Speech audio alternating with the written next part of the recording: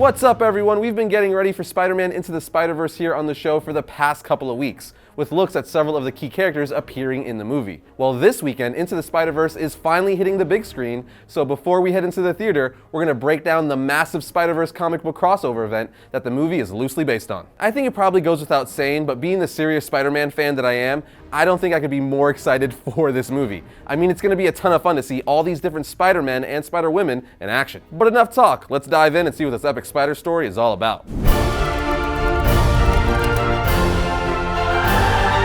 Now, before I get into this, I just want to let you all know that this really is a massive story with a ton of tie-ins and prelude issues over the course of the crossover event. And although I will be going over some of them, we're going to be skipping a few to keep the primary focus on the main Spider-Verse plot. So if you're sitting there wondering, how come you didn't mention the Scarlet Spider tie-in, or how come you didn't mention the Spider-Man 2099 tie-in, and so on and so forth, that is why. With that said, let's talk some Spider-Men and women. The story really kicks off with Edge of Spider-Verse Superior Spider-Man, issue 32. In the issue, we see that Superior Spider-Man, who is Dr. Octopus in Spider-Man's body, almost immediately get transported to the year 2099 via a time warp. When he arrives, he's like, 2099 was robbed of its Spider-Man, so the universe must have sent me here to replace him. But of course, he still wants to return home. So he starts gathering a bunch of future tech to make a device that will allow him to return back to his time. But said device doesn't work as planned and instead takes him to parallel timelines where Spider-Men have been killed. Like a universe where Spider-Man was the 5th member of the Fantastic Four, one where the House of M Spider-Man was killed, and another where he died during Civil War in his Iron Spider suit. And in each case, all the Spider-Men have the same 2 puncture wounds in their chest. So Superior Spider-Man puts 2 and 2 together and is like, yeah, someone else who was able to visit other timelines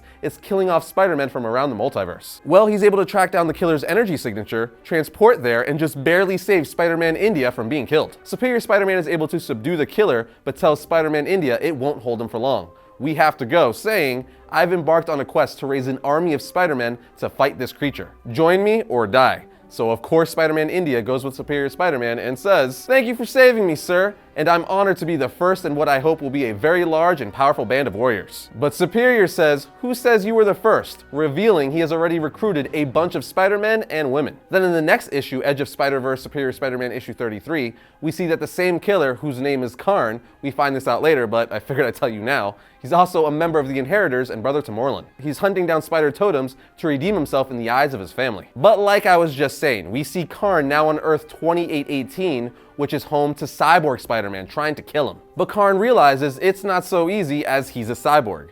Either way, help arrives for Cyborg Spider-Man as Superior Spider-Man and his newly recruited team of alternate versions of Spider-Man show up. We have Spider-Man India, Six-Armed Spider-Man, Spider-Girl, Spider-Man Noir, Assassin Spider-Man, and Spider-Monkey, and they all set out to take Karn down. But they quickly realize Superior Spider-Man's tech isn't strong enough to get the job done, so Karn starts wrecking shop. The Spider-Men are only able to get away when Karn's brother and sister show up, Brix and Bora, and start fighting amongst themselves in true sibling rivalry. Once back in the year 2099, Otto and the rest of the Spider-Men regroup, and Otto makes it clear he will find a way to defeat and kill Karn. After this, we see that Karn had escaped his fight with his brother and sister, and goes to another multiverse to kill an alternate IPEC, and then suck away his life force, because he really doesn't like anything that has 8 legs. Anyway, this is followed by the Edge of Spider-Verse 5-issue miniseries. We get origins for Spider-Gwen, aka Ghost Spider, as well as Penny Parker, aka SPDR, and Aaron Eichmann Spider-Man. But of course, every issue ties into the main Spider-Verse story, and shows how or why each member joined the massive Spider-Man ensemble that's forming to battle Moreland and his family. Now, before I get into the main Spider-Verse plot, this is probably an appropriate time to tell you who Moreland and his family are, and why they're hunting down Spider-Men and women from all over the multiverse. There's a lot to Moreland and his backstory, but the short and sweet version is this. Moreland is a vampire-like being who has walked the earth for centuries. He was created by magical entities and feeds on totems, which are the core power sources of the universe. And since Spider-Man has significant totemic powers, he hunts Spider-Men to feed on them like a vampire looking for blood. In the distant past, Moreland and his family fought against the Master Weaver. The Master Weaver is the entity in charge of weaving and maintaining the web of life and destiny. In any case, Moreland and his family succeeded in capturing the Master Weaver, keeping it prisoner to use its power to travel between dimensions and hunt all spider totemic avatars. Like I said, that's the short and sweet version. So now that you know this guy is no joke and loves killing Spider-Men and women to feed off them, let's get into the main Spider-Verse story. But first, we want to thank today's sponsor, NordVPN, for helping us bring today's episode to you. The holidays are in full swing, which of course means lots of online shopping and maybe even some travel. But that also means it's peak season for digital scammers and data theft. So whether you're at home buying your last few gifts online, or you're on a public Wi-Fi while you're out and about, you want to be able to avoid any creepers from tracking what you do online. And that's why you need NordVPN. You can protect yourself from unwanted prying eyes and get 75% off a 3-year plan by using the code VARIANT at nordvpn.com/variant. And when you use our code, you'll get an extra month of NordVPN for free. That's a full extra month of keeping that weird fetish all to yourself. Not that I would know. Anyway, here's how it works. You set up your NordVPN account, download the app on your computer or on your smartphone, then sign in and turn it on. That's it. NordVPN then immediately begins hiding your IP by redirecting your connection through a remote server, which means it's making it seem like your location is somewhere else entirely. And on top of that, your ISP no longer knows what you are doing, so no more targeted ads or throttling. You could also select which of the thousands of servers in 61 plus countries you want to use, which means if you wanted to watch an anime series or maybe something on Netflix that is only available in another country, you could switch over to a server in that region and boom, it's on like Donkey Kong. NordVPN has a Chrome extension, Android and iOS apps, military-grade encryption, no data logging, and it's the only VPN with a perfect score from PC Mag. So start protecting yourself now. Head over to nordvpn.com/variant and use the coupon code VARIANT to save yourself 75% on a 3-year plan, along with a free bonus month on top of that. Happy browsing.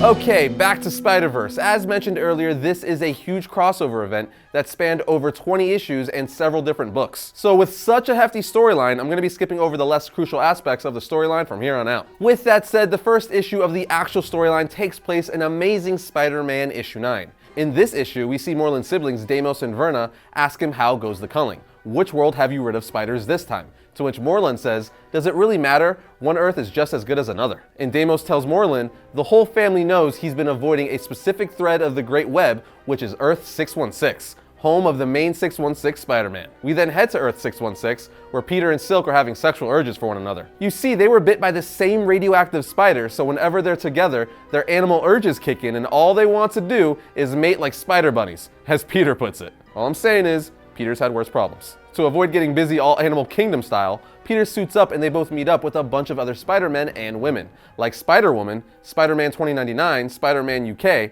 Spider-Ham, and Spider-Girl from Earth 982. Spider-Man UK explains they are the spiders from other dimensions and that all strands of the Great Web are converging on Earth 616. Spider-Man UK continues to tell Peter that Moreland's elder brother Deimos is coming to Earth 616, so all of them head into a portal to another dimension. Meanwhile, Moreland's brother Deimos arrives on Earth 616 in Eastern Europe and attacks Peter's clone, Kane, Scarlet Spider. Just then, Bruce Banner Spider-Man from Earth 7105, along with Old Man Spider-Man from Earth 4, and Spider-Gwen show up to save him. Deimos snaps one of the spider's spines, and the rest escape via a portal and meet up with the main 616 Peter and the rest of the alternate Spider-Men. And Cosmic Spider-Man tells the main Spider-Man this is a world where he never lost the Enigma Force, and the Inheritors would be foolish to face him here. However, he cannot leave his world, or the Enigma Force would just stay behind in his dimension, and he would just be another Spider-Man. But he says, in the coming battle, if one Spider-Man can make the difference, he will come. To which the main Peter says, battle? What battle? Then Ben Reilly Spider-Man says, Peter, that's why they brought you.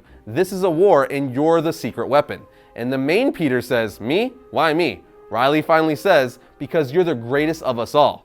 616 Spider-Man for the win. After this, we see the Inheritors feast on Spider-Men they've caught from different dimensions. It's pretty disturbing, and gives us all a better understanding of how disturbed and dysfunctional this family is. As the story continues, the main Spider-Man asks why he's so special, and they tell him because he's the only one who faced an Inheritor and won. But us, the readers, know it's mainly because he's the OG Spider-Man. After this, Spider-Man UK gets a reading on a second Spider team, and Old Man Spider-Man says they need to act quickly to recruit them. The main Peter agrees, but insists Ghost Spider stay behind as the Gwen in his reality was killed. The group arrives in front of the other spiders, and Peter is shook when he sees that Superior Spider-Man is in charge of the team. But as Spider-Man UK and Scarlet Spider are arguing with Superior Spider-Man, Deimos emerges from a portal and kills Spider-Cyborg.